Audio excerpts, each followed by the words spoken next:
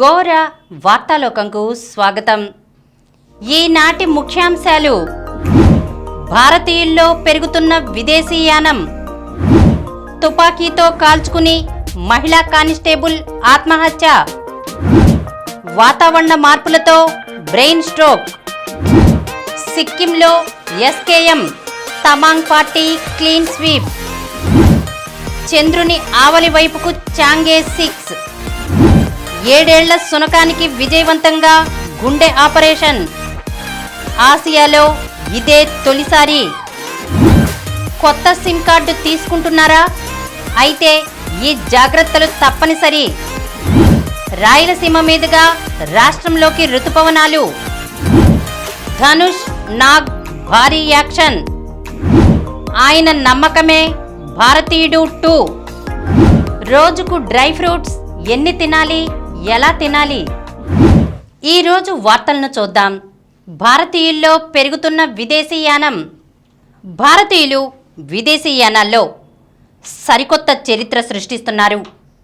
2019తో పోలిస్తే జపాన్లో 53%, అమెరికాలో 59%, వియత్నాంలో 248% భారతీయ ప్రయాణికులు రాకపోకలు పెరగడం విశేషం. Master card economics institute breaking boundaries పేరుతో తాజా ట్రావెల్ ట్రెండ్స్ను విడుదల చేసింది. గతంలో ఎన్నడూ లేనంతగా భారతీయులు అంతర్జాతీయ ప్రయాణాలు చేస్తున్నట్లు నివేదిక పేర్కొంది. ఆదాయాన్ని మెరుగుపరుచుకోవడంతో విదేశాలకు వెళ్లే భారతీయ ప్రయాణికుల సంఖ్య ట్రావెల్ టూరిజం రంగానికి ఊతమిస్తోందని నివేదిక పేర్కొంది. వచ్చే 5 ఏళ్లలో 2 కోట్ల మందికి పైగా మధ్యతరగతి ప్రజలు, దాదాపు 20 లక్షల మంది అధిక ఆదాయ ప్రజలు కూడా అంతర్జాతీయ ప్రయాణికుల జాబితాలో చేరతారని అంచనా వేసింది.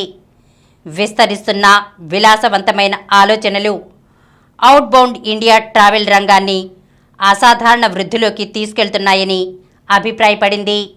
ఈ ఏడాది తొలి త్రైమాసికంలోనే సుమారు 10 కోట్ల మంది విమాన ప్రయాణాలు చేసినట్లు గణాంకాలు చెబుతున్నాయి.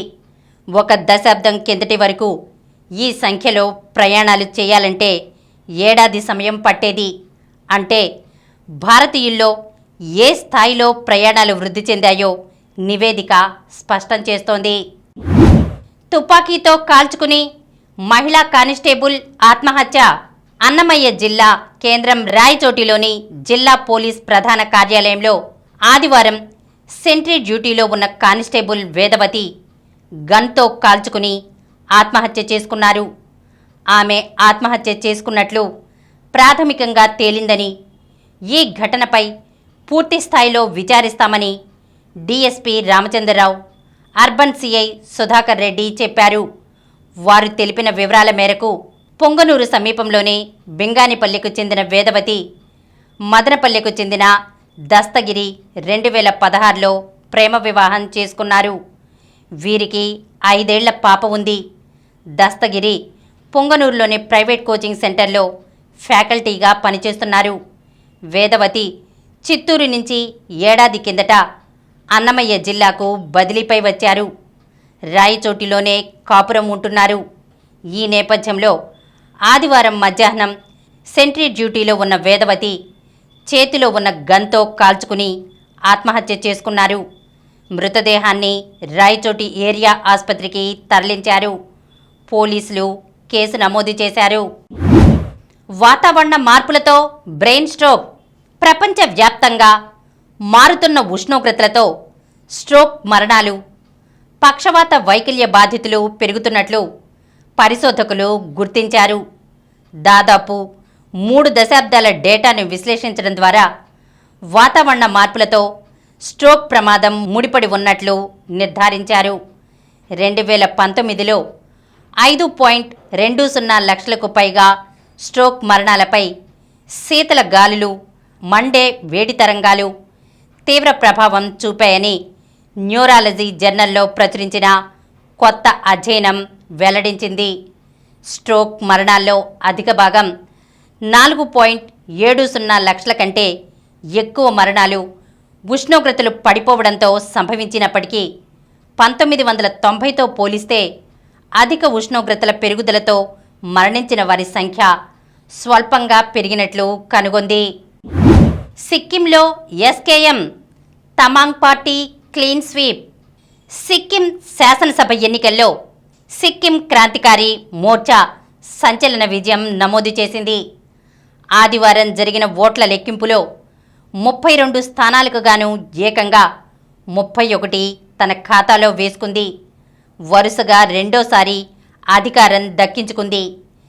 ఎస్కేఎం అధినేత ముఖ్యమంత్రి ప్రేమ్సింగ్ తమాంగ్ ఈ ఎన్నికల్లో 2 స్థానాల్లో పోటీకి దిగి రెండింటా విజయం సాధించారు. 2019 ఎన్నికల్లో 17 సీట్లు గెలుచుకున్న ఎస్కేఎం ఈసారి క్లీన్ స్వీప్ చేయడం విశేషం. పోలైన మొత్తం ఓట్లలో 58.28% సాధించింది. చంద్రుని ఆవలి వైపుకు చాంగే 6. చంద్రుని ఆవలి వైపు చైనా చాంగే 6 ల్యాండర్ విజయవంతంగా దిగింది. అక్కడి మట్టిని సేకరించి తిరిగి భూమికి చేరుకోనుంది. చంద్రుని దక్షిణ ధ్రువ ఐట్కెన్ బేసిన్ వద్ద బీజింగ్ కాలమానం ప్రకారం ఆదివారం ఉదయం 6:23 విజయవంతంగా అది దిగిందని చైనా నేషనల్ స్పేస్ అడ్మినిస్ట్రేషన్ ప్రకటించింది. చాంగే 6లో ఒక ఆర్బిటర్, ఒక రిటర్నర్, ఒక ల్యాండర్, ఒక అసెండర్ ఉన్నాయి. మే 3వ తేదీన చాంగే 6ను చైనా ప్రయోగ కేంద్రం నుంచి ప్రయోగించారు. అది తొలుత భూస్థిర కక్షలో, తర్వాత చంద్రకక్షలో తిరిగింది. చాంగే 6లో ఆర్బిటర్, రిటర్నర్, ల్యాండర్, అసెండర్ జతలు ఉన్నాయి. ఆర్బిటర్, రిటర్నర్ జత నుంచి ల్యాండర్, అసెండర్ జత మే 30వ తేదీన విడిపోయింది. ఆర్బిటర్, రిటర్నర్ జత చంద్రుని కక్షలోనే తిరుగుతోంది. 7 ఏళ్ల శునకానికి విజయవంతంగా గుండె ఆపరేషన్. ఆసియాలో ఇదే తొలిసారి. హుషారుగా గెంతుతూ, చలాకీగా తిరుగుతూ తమ కుటుంబంలో భాగమైపోయిన 7 ఏళ్ల శునకం గుండె జబ్బుతో బాధపడటం చూసి ఆ కుటుంబం అల్లాడిపోయింది. ఎలాగైనా అది మళ్లీ హుషారుగా తిరిగితే చాలు అని మనసులోనే బాధపడ్డారు. వారి బాధను అధునాతన చికిత్సా విధానంతో పోగొట్టారు ఢిల్లీలోని ఒక మూగజీవాల వైద్యుడు. 2 ఏళ్ల క్రితం అమెరికాలో అందుబాటులోకి వచ్చిన ఒక నూతన వైద్య విధానంతో డాక్టర్ భానుదేవ్ శర్మ నేతృత్వంలోని వైద్య బృందం ఆ శునకానికి కొత్త జీవితం ప్రసాదించింది. మ్యాక్స్పెట్ ఆసుపత్రిలోని డాక్టర్ భానుదేవ్ శర్మ నేతృత్వంలోని వైద్య బృందం ఆపరేషన్ చేసేందుకు ముందుకొచ్చింది. చిన్న జీవాలకు గుండె ఆపరేషన్లు చేయడంలో శర్మ నిష్ణాతునిగా పేరొందారు. అమెరికాలోనే కొలరాడో స్టేట్ యూనివర్సిటీలో 2 ఏళ్ల క్రితమే ఈ కొత్త ఆపరేషన్ విధానం అమల్లోకి వచ్చింది. Trans catheter edge to edge repair విధానంలో మే 30న జూలియట్కు గుండె ఆపరేషన్ చేశాం. ఓపెన్ హార్ట్ సర్జరీ లాగా దీనికి ఒక పెద్ద కోత అక్కర్లేదు. చాలా చిన్న కోత సరిపోతుంది. గుండె ఊపిరితిత్తుల బైపాస్ మెషిన్తో పని ఉండదు. గుండె కొట్టుకుంటుండగానే ఆపరేషన్ చేసేయచ్చు. ఛాతీ వద్ద అత్యల్ప రంధ్రం చేసి మెషిన్ను పంపి గుండె కవాటం ద్వారాన్ని సరిచేస్తామని శర్మ వివరించారు. ఆపరేషన్ చేసిన 2 రోజులకే జూలియట్ను డిశ్చార్జ్ చేశారు. ప్రస్తుతం అది ఆరోగ్యంగా ఆడుకుంటూ కుటుంబంలో మళ్లీ సంతోషాన్ని నింపింది. కొత్త సిమ్ కార్డ్ తీసుకుంటున్నారా? అయితే ఈ జాగ్రత్తలు తప్పనిసరి. సైబర్ నేరగాళ్లు కొత్త సిమ్ కార్డులతో ప్రజలను బురిడీ కొట్టించి మోసగిస్తున్నారు. ఇటువంటి సైబర్ నేరాలకు పాల్పడే క్రిమినల్స్కు మ్యూల్ సిమ్ కార్డులను సరఫరా చేసే ముఠా గుట్టును విజయవాడ సైబర్ క్రైమ్ పోలీసులు రట్టు చేసి వారి నుంచి 998 సిమ్ కార్డులను స్వాధీనం చేసుకుని 7గురిని అరెస్ట్ చేసిన సంగతి తెలిసిందే. ఈ నేపథ్యంలో కొత్త సిమ్ కార్డ్ తీసుకునేవారు ఎటువంటి జాగ్రత్తలు తీసుకోవాలో ఎన్టీఆర్ జిల్లా పోలీస్ కమిషనరేట్ కార్యాలయం విడుదల చేసిన ప్రకటనలో పేర్కొన్న అంశాలు ఇలా ఉన్నాయి. మన సిమ్ కార్డ్ యాక్టివేట్ అయ్యే వరకు అక్కడే ఉండాలి. అనంతరం ఏజెంట్ ఏ ఇతర లావాదేవీలు చేయడం లేదని నిర్ధారించుకున్న తర్వాత మాత్రమే అక్కడి నుంచి బయలుదేరాలి. మీరు వాడే సిమ్ కార్డులు కాకుండా మీ పేరు మీద ఎక్కడైనా సిమ్ కార్డులు ఏమైనా ఉన్నాయా అనే విషయాన్ని తరచూ తనిఖీ చేసుకుంటుండాలి. ఒకవేళ మనకు తెలియకుండా ఏదైనా సిమ్ ఉన్నట్లు గుర్తిస్తే తక్షణమే సైబర్ క్రైమ్ పోలీసుల సహాయంతో ఆ సిమ్ను డీయాక్టివేట్ చేయించుకోవాలి. ముంబై పోలీసులు సిబిఐ పేరుతో వచ్చే నకిలీ పోలీసుల ఫోన్ కాల్స్కు భయపడకూడదు. వాట్సాప్, స్కైప్ ద్వారా ఫోన్ కాల్స్ చేసి బెదిరిస్తే తక్షణమే కాల్ కట్ చేసి 1930కి కానీ సైబర్ క్రైమ్ పోలీస్ స్టేషన్కి కానీ ఫిర్యాదు చేయాలి. అవకాశం ఉంటే కాల్ రికార్డ్ చేయండి. ఫిర్యాదు చేసేటప్పుడు నేరస్తుల ఫోన్ నంబర్లు, స్కైప్ ఐడీలు, బ్యాంక్ ఖాతా నంబర్లు తదితర వివరాలను తీసుకురావాలి. రహదారి ప్రమాదాల్లో మొదటి గంటను ఎలా గోల్డెన్ అవర్గా భావిస్తామో సైబర్ నేరాల విషయంలో కూడా మోసపోయిన వెంటనే ఫిర్యాదు చేయటం కూడా అలానే భావించాలి. మీ రక్షణ కోసం విజయవాడ సైబర్ క్రైమ్ పోలీసులు ఎప్పుడూ అందుబాటులో ఉంటారు. రాయలసీమ మీదుగా రాష్ట్రంలోకి నైరుతి రుతుపవనాలు. వేడి ఉక్కపోతతో ఉక్కిరిబిక్కిరవుతున్న రాష్ట్ర ప్రజలకు భారత వాతావరణ కేంద్రం చల్లని కబురు చెప్పింది. నైరుతి రుతుపవనాలు ఆదివారం రాయలసీమను తాకాయని, 3 రోజుల ముందుగానే అనంతపురం జిల్లా మీదుగా రాష్ట్రంలోకి ప్రవేశించాయని ప్రకటించింది. అనంతపురం, శ్రీ సత్యసాయి, అన్నమయ్య, చిత్తూరు, తిరుపతి, నెల్లూరు జిల్లా కావలి వరకు రుతుపవనాలు విస్తరించాయి. ఈరోజు, రేపు రాష్ట్రంలోని రాయలసీమ, కోస్తాలోని మరికొన్ని ప్రాంతాలతో పాటు అరేబియా సముద్రం, కర్ణాటక రాష్ట్రాల్లో మరింత ముందుకు సాగేందుకు పరిస్థితులు అనుకూలంగా ఉన్నాయని వివరించింది. ధనుష్, నాగ్ భారీ యాక్షన్.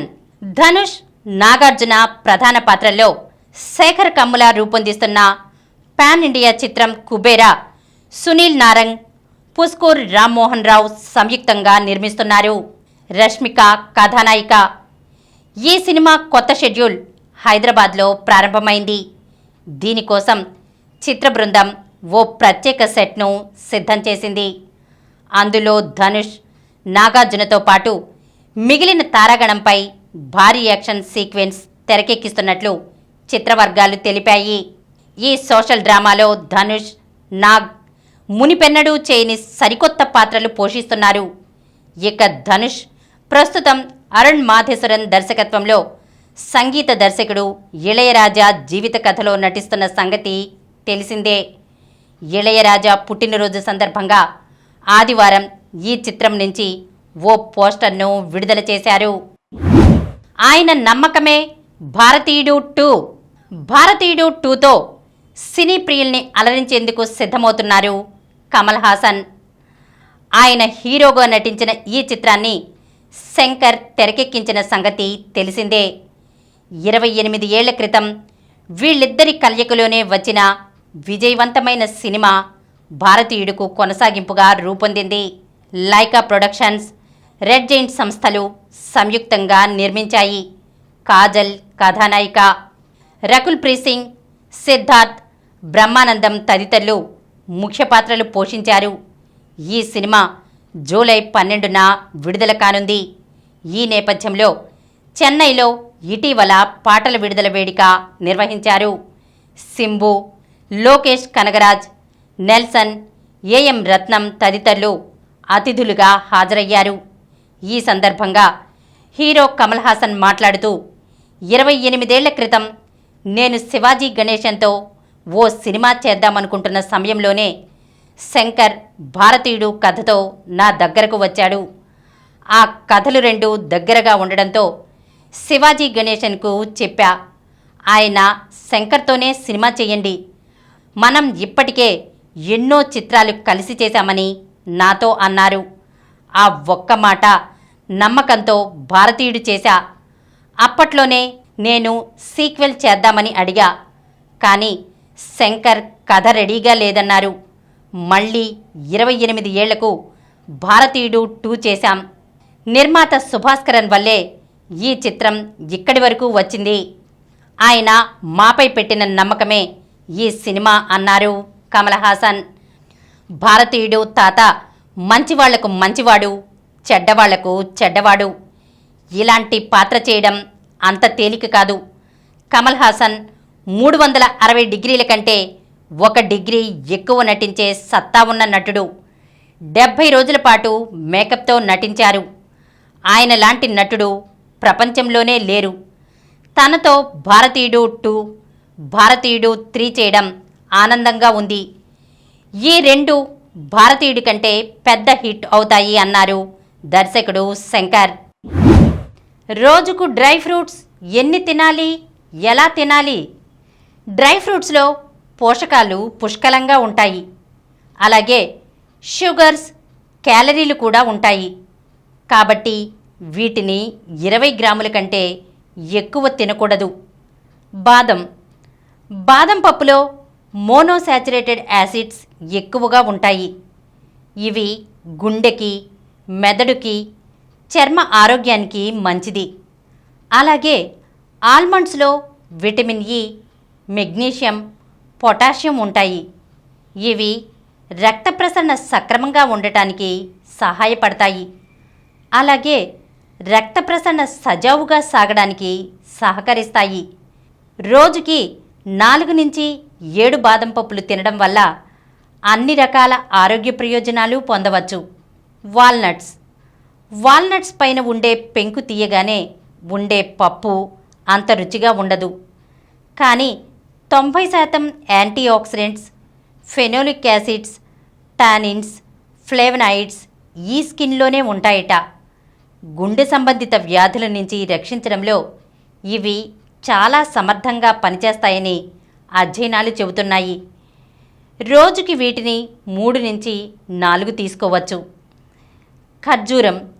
ఇందులో ఆరోగ్యంగా ఉండడానికి ఉపయోగపడే న్యూట్రియంట్లు, విటమిన్స్, మినరల్స్ పుష్కలంగా ఉంటాయి. వీటిని రోజుకి మీడియం సైజులో ఉండే 1 లేదా 2 తీసుకుంటే సరిపోతుంది. పిస్తా వెల్నెస్కి చిహ్నం. ఇవి బలానికి, ఆరోగ్యానికి బాగా ఉపయోగపడతాయి. ఇందులో మిగిలిన డ్రై ఫ్రూట్స్లో కంటే ప్రోటీన్ కంటెంట్ ఎక్కువగా ఉంటుంది. వీటిని రోజుకి 20 గ్రాముల కంటే ఎక్కువ తీసుకోకూడదు. జీడిపప్పు. కమ్మటి రుచిలో ఉండే జీడిపప్పును రెగ్యులర్గా తినడం వల్ల పిత్తాశయంలో రాళ్లు ఏర్పడకుండా నివారించవచ్చు. రోజుకి 4 జీడిపప్పులను తినడం ఆరోగ్యకరం. ఎండుద్రాక్షను ఎక్కువ మోతాదులో తిన్నా ఎలాంటి సమస్య లేదు. ఇందులో విటమిన్ బి, పొటాషియం, ఐరన్ పుష్కలంగా లభిస్తాయి. కాబట్టి రోజుకి గుప్పెడు ఎండుద్రాక్ష తినవచ్చు. ఇప్పుడు కొన్ని సంక్షిప్త వార్తలను చూద్దాం. అమెరికాలో కాల్పులు, 3 దుర్మరణం. అమెరికాలో పెన్సిల్వేనియా, ఒహాయో రాష్ట్రాల్లో 2 కాల్పుల ఘటనల్లో 3 చనిపోగా 32 మంది గాయపడ్డారు. వారిలో కొందరి పరిస్థితి విషమంగా ఉంది. పెన్సిల్వేనియాలోని పిట్స్బర్గ్ శివారులోని బార్లో ఆదివారం వేకువజామున జరిగిన కాల్పుల్లో 2 చనిపోగా 7 గాయపడ్డారు. ప్రపంచ 2వ ర్యాంకర్పై ప్రజ్ఞానంద, ప్రపంచ 3వ ర్యాంకర్పై వైశాలి సంచలన విజయాలు. నార్వే చెస్ టోర్నీలో భారత గ్రాండ్ మాస్టర్లు తోబుట్టువులైన ప్రజ్ఞానంద, వైశాలి సంచలన ప్రదర్శన కొనసాగిస్తున్నారు. స్టావెంజర్ నగరంలో జరుగుతున్న ఈ ప్రతిష్టాత్మక టోర్నీ పురుషుల విభాగం 5వ రౌండ్లో ప్రజ్ఞానంద 77 ఎత్తుల్లో ప్రపంచ 2వ ర్యాంకర్ ఫాబియానో కరువానాపై గెలిచాడు. ఇదే టోర్నీ 3వ రౌండ్లో ప్రజ్ఞానంద ప్రపంచ నెంబర్ 1 కార్ల్సన్ను ఓడించిన సంగతి తెలిసిందే. ఇదే వేదికపై జరుగుతున్న మహిళల టోర్నీ 5వ రౌండ్ గేమ్లో ప్రజ్ఞానంద సోదరి వైశాలి తెల్లపావులతో ఆడి ఆర్మగెడాన్ గేమ్లో ప్రపంచ 3వ ర్యాంకర్ టింగ్జీలేపై 76 ఎత్తుల్లో గెలిచింది. ప్యారిస్ ఒలింపిక్స్కు అమిత్ జైస్మిన్ అర్హత. భారత బాక్సర్లు అమిత్ సంఘాల్, జైస్మిన్ లంబోరియా ప్యారిస్ ఒలింపిక్స్కు అర్హత సాధించారు. అమెరికా ధనాధన్ మెరుపులతో టీ20 ప్రపంచ కప్ టోర్నీ ఆరంభం. 10 సిక్స్లతో విరుచుకుపడ్డ జోన్స్. తొలి పోరులో కెనడాపై 7 వికెట్లతో అమెరికా గెలుపు. స్వియాటెక్ ఫటాఫట్ ప్రీ క్వార్టర్ ఫైనల్లో రష్యా ప్లేయర్పై 6-0తో విజయం. భారత హాకీ జట్ల ఓటమి. యూరోప్ అంచె పోటీల్లో ఆదివారం భారత పురుషుల, మహిళల జట్లకు బ్రిటన్ జట్ల చేతిలో పరాజయం ఎదురైంది. మరిన్ని వార్తా విశేషాలతో రేపటి గోరా వార్తాలోకంలో కలుద్దాం.